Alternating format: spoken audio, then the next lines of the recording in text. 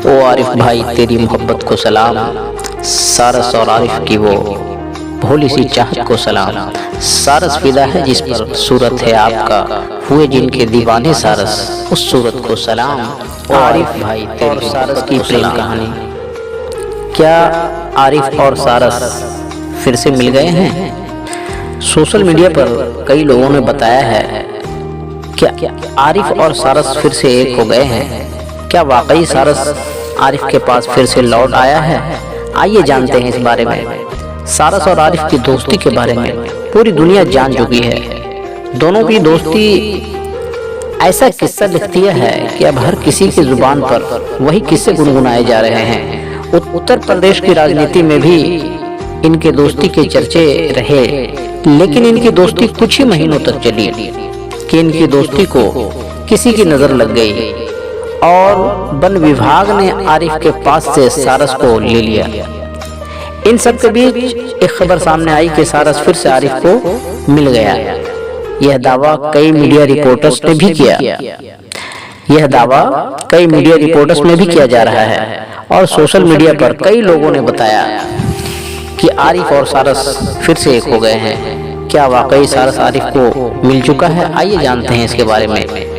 क्या सच में आरिफ को उसका सारस मिल गई? सोशल मीडिया और खबरों के दावों पर आरिफ ने खुद ही विराम लगा दिया। आरिफ ने खुद बताया कि हमारा सारस हमारे पास नहीं आया है। आरिफ इंस्टाग्राम पर स्टोरी डालकर जानकारी दी। आरिफ ने लिखा है कि सोशल मीडिया यूट्यूब चैनल पर फर्जी अफवाह उड़ाई जा रही है कि आरिफ का सारस आरिफ को मिल गया है, लेकिन ये सब अफवाहें हैं। अभी तो मेरा दोस्त, मेरा सारस वन विभाग के कैद में है। ओ आरिफ भाई तेरी मोहब्बत को सलाम हो सलाम। ओ आरिफ भाई तेरी मोहब्बत को सलाम। सारस फिदा है जिस पर सूरत है आपका, हुए जिनके दीवाने सारस उस सूरत को सलाम। ओ आरिफ भाई तेरी मोहब्बत को सलाम हो सलाम। सारस और आरिफ की वो भोली सी चाहत को सलाम।